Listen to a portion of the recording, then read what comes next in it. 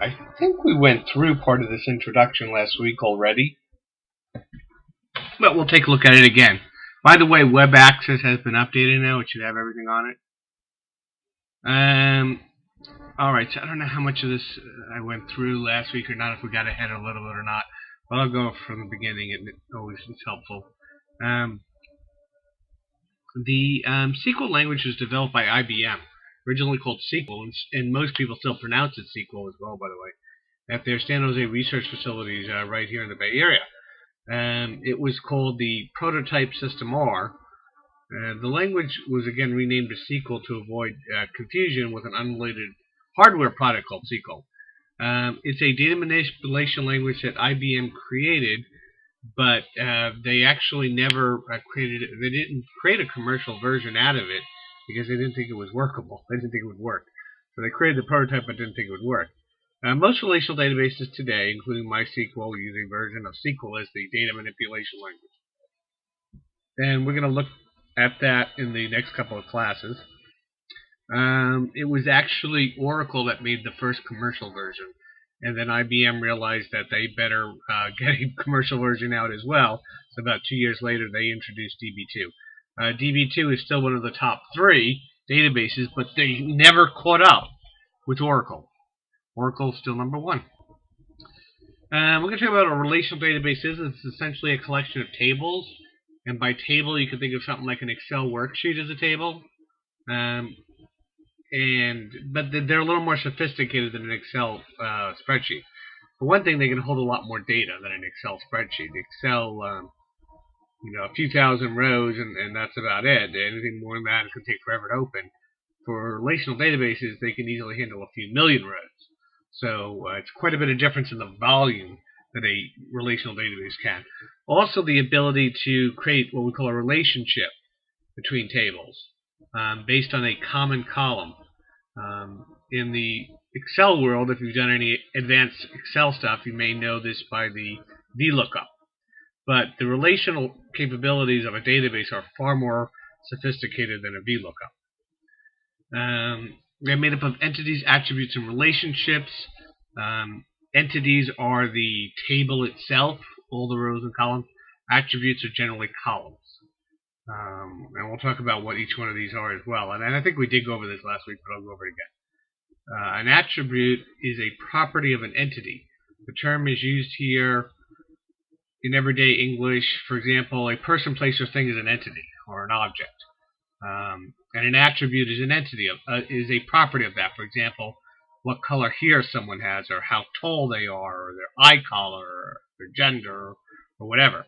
Their email address would also be an attribute. It doesn't have to be a physical attribute. Their address, their phone numbers, those are all examples of attributes of an entity if the entity is a person. Relationship is essentially association between entities, and this is where it gets a little more complicated. Even if you know what a VLOOKUP is in Excel, which very few people do, it's still more complicated than that.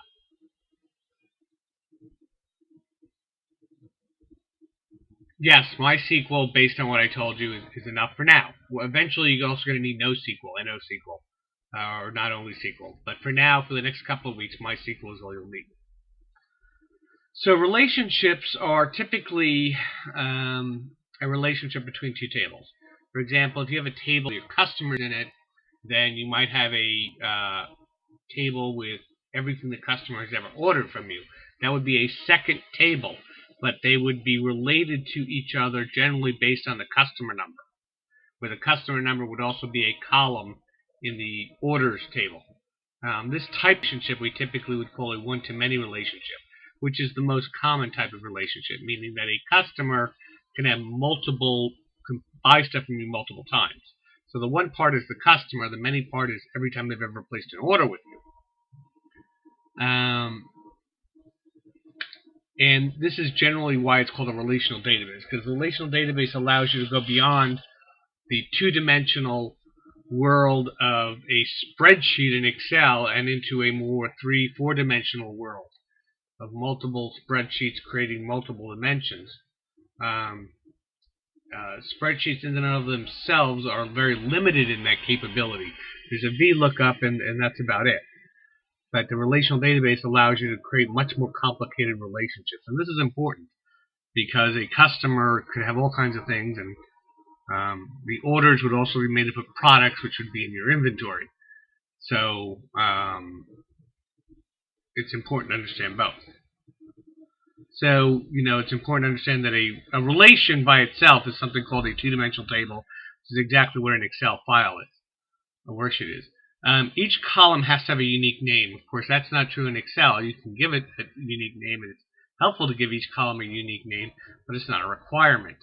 In a database world, each column has to have a unique name. So if you have a table for customers, one column might be last name, another might be first name, third might be email address, and you can't have another last name in there. If we look at a very simple display of what our customer table might look like, very basic, customer ID, last name, first name, date of birth, and phone would all be columns in there. We'll look at that a little closer later on. Some additional rules are that they have to be single valued. Means each location table contains a single entry. So you can't put multiple last names in a single column. You can, if you go down to the next row, have another customer, but in that one row, there's one name. You have a distinct name, which we kind of talked about that already. It's got to be unique. All values in a column are values of the same attribute. And so this is where it comes into data types, which we haven't talked about much, but you can think of a data type as really how the data is used and stored. So if it's someone's name, we would call that a text data, or var chart, the way the database is called, but it's text. If it is a numeric value, then it's some sort of numeric value. It might be their age, it might be the cost of the product. Then there's also date values when you're storing something that usually something looks like a date. So if you have a column that's called date of birth, it should only contain dates in it, right? If you have a column that's called last name, it should only contain textual data in it. The order in which you have the rows and columns is not material because they can be reordered easily. Each row has to contain a unique value. So some combination of the columns in each row has to be unique in order for the database to be able to uniquely update that row. In most cases, what's used is something called a primary key, okay, which we'll talk more about later. It's a primary key, actually, we'll talk about it in a bit, which is a column, usually a single column that uniquely identifies that row. Okay, more on that later. We have some information on what we're using here. We're using customer ID, product types, product type ID, product ID. For purchases, we have a combination of product ID and customer ID as being unique, and that's really more of the what we call a compound key. But on primary keys, the primary key of a column or relation is a column or collection of columns that uniquely identifies a given row. In the customer table, using the customer ID, uniquely identifies a given row. So customer 6, for example, would be whatever customer's in row 6 in this case. Customer ID is the table's primary key. Primary keys are usually indicated by underlining the column or collection of columns that are used. Also, they're usually the first column or two. Now, if they're a single value, single column, which they really should be, then it would be the first column. So normally the first column is the primary key, and it's identified as such. It'll say something like customer ID, or it might say customer number, or something like that. We notice we don't have a primary key specifically for purchases. We're using a combination of product ID and customer ID, which is not really a good idea. And we'll talk a little bit more on that later, but that's generally referred to as a compound or composite key when we do that. So, some more information on primary keys. Whenever possible, primary keys should be made up of internally generated integer value. An integer is a whole number, no fractional portion. For several reasons. The primary key, once created, should never be changed because it's going to be used and duplicated in what we would call child tables throughout the database. So, for example, with our customer and their purchases, the customer number is replicated in the purchases so that I know all these purchases belong to this customer. So you should make that unique and never change it, so that you don't have what's known as an update anomaly, which means you updated data in one place and now you're forced to update it in another place. And that's a violation of something called normalization, which we'll get into more later on. But it's not a good idea. So it shouldn't be a real-world value. By real-world value, I mean something like a social security number. It's not a good idea. I mean, it might seem like it's a good idea. Everyone has a unique social security number. But do they really? Not really. What if your customer's from Germany? Do they have a social security number with the United States? And of course not. They don't. Or they might be too young. A 2-year-old going to the hospital. Well, nowadays most kids get them when they're born, but that wasn't always the case years ago. It also wasn't the case years ago, many years, decades ago, when women typically stayed at home and didn't work. They didn't get a social security number. They just used their husband.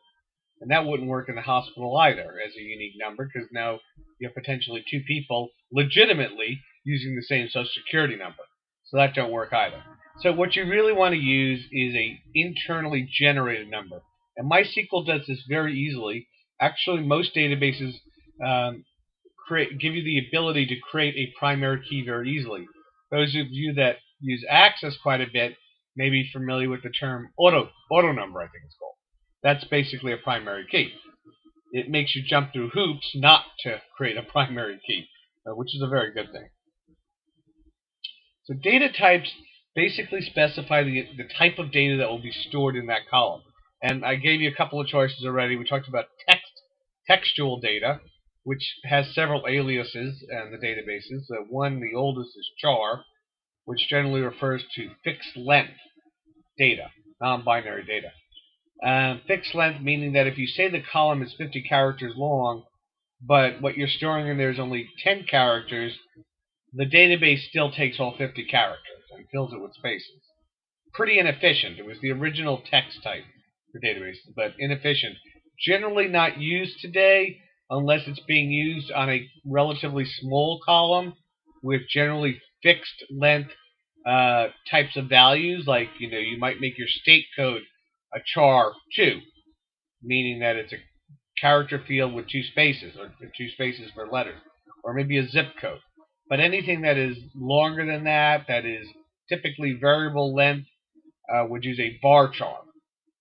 The varchar basically says you can say it's varchar 50, which means you're allocating a maximum size of 50 characters. But if you don't need that much, it won't use all of it. So it's a much more efficient one as well. Text is really just a acronym or a alias, I guess, for varchar. Now this says non-binary data. And I think we talked a little bit about the ASCII character set last week, about how it's zeros and ones. That's binary data.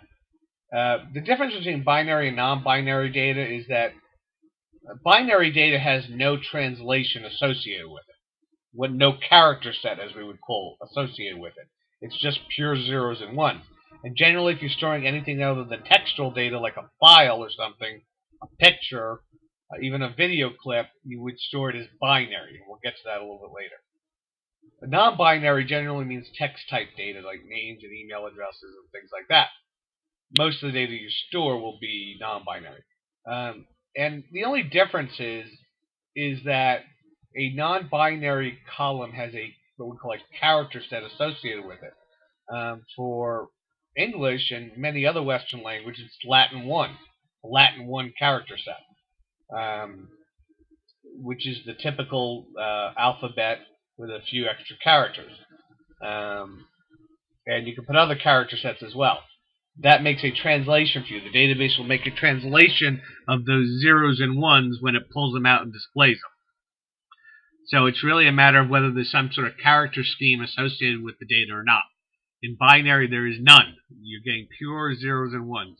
With non-binary, you are having some sort of translation of those bytes into some sort of language when you ultimately get the data. There are other types for date, which includes date and time.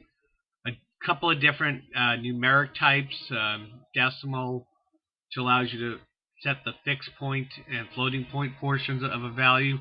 Not typically used a lot. Int is fairly common. It comes in a couple of different variants. A normal int is what we call 4 bytes, and which is a maximum value of either plus or minus 2 billion or plus 4 billion, depending upon whether we call it a signed or unsigned int. Again, a little more on that later on. This floating point, which means there's a decimal portion, it's 32-bit, half of it for the whole number and half of it for the floating point. Double is just double, literally double that. It's 64-bit. Right? The int comes in various sizes. You can have a 1-byte int, which would be, I think, 128 is the maximum you get. You get a small int, which is 2 bytes, which jumps, or 255, I think, which jumps to 64,000, I think. Then a medium int, and a regular int is plus or minus 2 billion, roughly, and a big int is much larger. So the int suggests that it's a whole number only, and the other parts before int really tell you how many bytes it uses. Okay, so binary data, I kind of explained it already. It's just pure zeros and ones without any character set associated with it. Generally used for storing data, just pure data, like a picture or an image. Var binary is variable length version of that. Blob stands for binary large object, and that's large amounts of data. Enumerations, I don't know if we'll get into enumerations. They're actually quite good, but they're not commonly used that often. Same thing with set. We may get into that, but we'll worry about it too much right now. So, the way you create a table in SQL is something, we'll learn all the SQL commands for this, but it is the create command, create table command.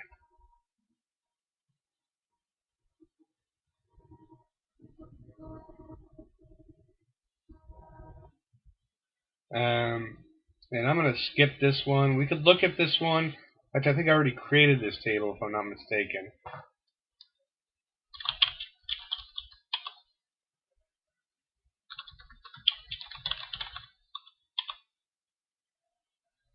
Create this one? I thought we did. Yeah, it's there already.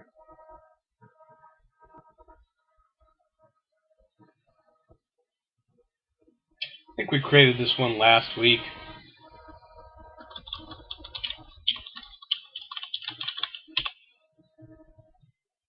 And I think, if I'm not mistaken, no, I'm not sure.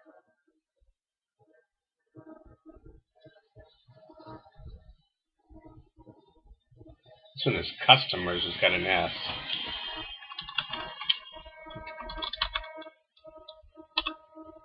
I'm going to drop customers. Now the command I'm using right here is drop table customers. Basically removes the customer table from the database. Okay, so the difference between this one here, other than the S, is that this one is creating a primary key, but it's not telling the database to automatically increment the key value by 1 each time. This second one does, with the auto increment. That means to add a value to it each time you do an insert. Slightly better way of doing it. When we create this table,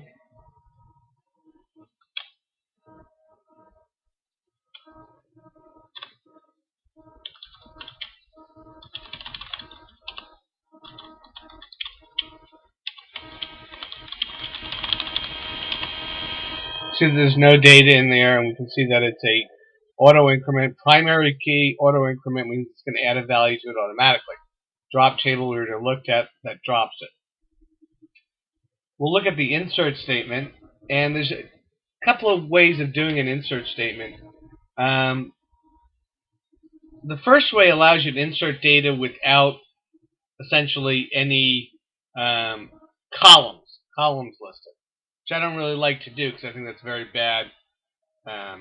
It's unreadable for one thing, and also it makes the program more vulnerable to changes made in the table. The way it works is that if you don't specify any columns, the values will be essentially put into the table in the order in which they were received. And you will have to have an exact match on columns, meaning that these columns here, 1, 2, 3, 4, 5, will have to match the table definition exactly, which I think they will. And it did it.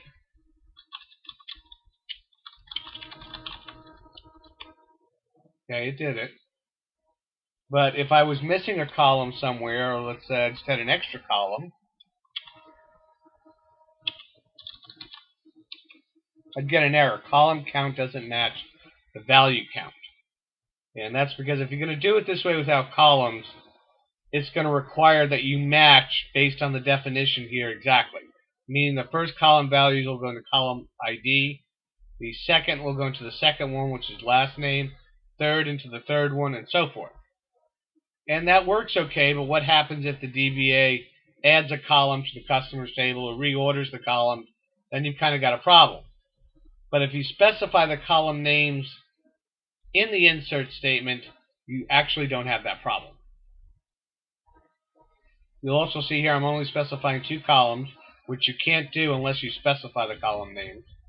And I don't have a primary key. I don't need it, because the database is going to do that for me automatically.